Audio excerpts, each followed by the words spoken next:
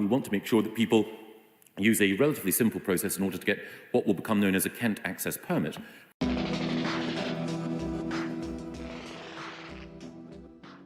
The United Kingdom is breaking up, but not in the way that many people might have expected. Kent is all set to leave the Union, remain part of the European Customs Union, and re-establish itself as a French colony, known as the People's Democratic Francophile Republic of Kent. The move follows a deliberate strategy by the British government to jettison the south-eastern coastline, effectively gifting the home county to the French without an iota of consultation or consent.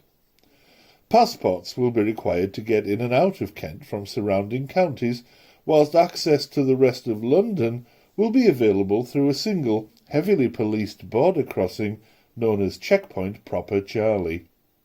The new Kentish passports will be rainbow-coloured, in keeping with the liberal, permissive, tolerant gender fluidity of Kentish folk.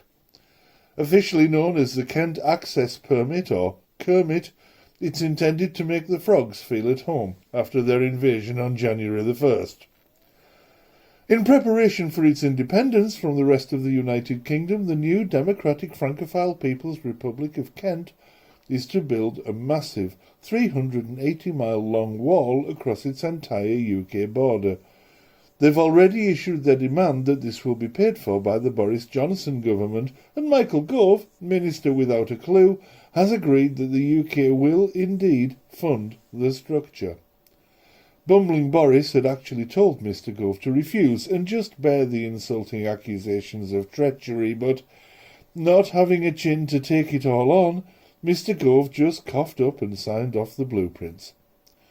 Dominic Cummings, who heard the news whilst careering up the A1 to test his eyesight, is said to be furious, so that's one positive at least. High-level discussions are already taking place about the new republic's finance, and it seems that the bulk of its gross national product will result from lorry parking fees and fines for people who fail to drive on the right-hand side of the M25 once they've crossed the border at Orpington via Checkpoint Proper Charlie. The Kentish border will be policed by les gendarmes from the French government, as Kent simultaneously becomes part of the European Union and the Customs Union. President Macron is said to be looking forward to taking back control of the long-disputed coastline. The new republic will be administered from Paris, with a local centre of bureaucracy in Ramsgate-sur-la-Mer. In essence, Kent is to become an annex, a département nouveau of France known as Les Kent Outre-mer. Elections will begin soon after partition from the UK to provide the region with 3 members of the French Parliament and 1 MEP. Nigel Farage, now a filthy garlic-eating frog, need not apply. This will please Kentish folk no end, because not a single one of these internationally minded citizens of the world wanted to leave the EU in the first place.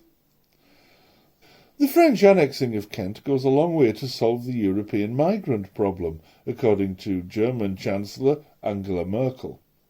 We can now open the port at Dover to all comers, and for as long as only lorries are required to face checks at Orpington, new immigrants can simply hitch a lift in ordinary cars. They can even take the number 250 bus from Dartford to Waltham Abbey on the English side. Problem solved. Kentish citizen and former Prime Minister Theresa May was originally rumoured to be the new Republic's first puppet leader, that is, leader in name only, so long as the Europeans don't mind, the same Europeans she persecuted when she was Home Secretary.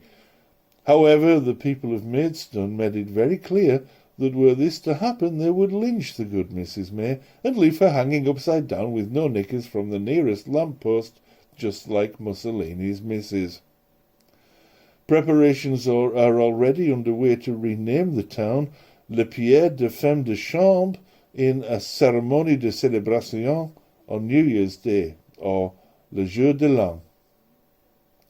Nigel Farage has decided he can now stop worrying about immigrants arriving at Dover and Folkestone because it's no longer his problem. "Vive la France!" he exclaimed. from the end of Folkestone Pier.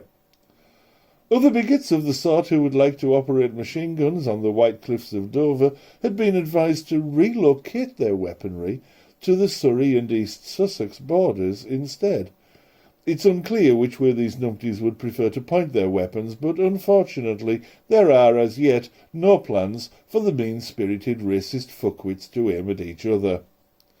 Britain First is reportedly planning to swap its rented gunboat for an armoured tandem to carry its entire membership around in what is soon to be known as the Fash Dash.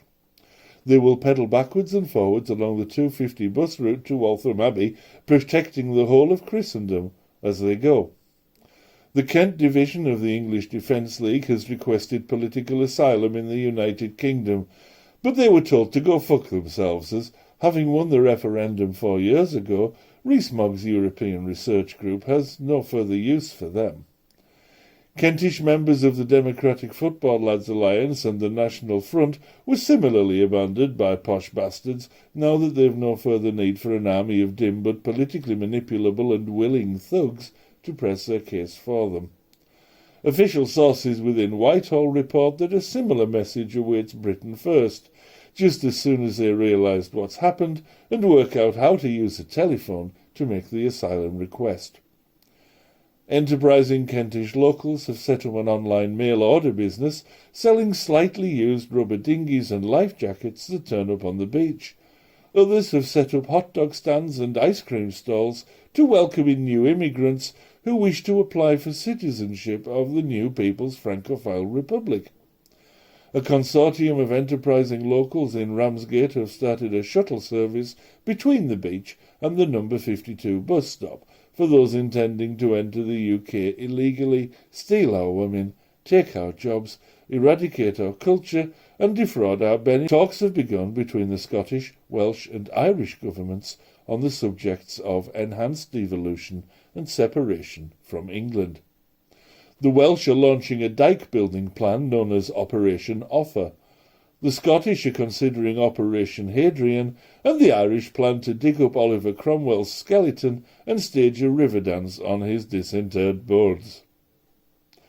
None of these operations will involve the English, who will remain in splendid, glorious isolation with no trading partners, no mates, no deals, and no one prepared to bail them out. So given that so many of the people of Kent voted to leave the European Union, and so many of the rest of us voted to stay, how can we 48%ers get citizenship of the new People's Republic?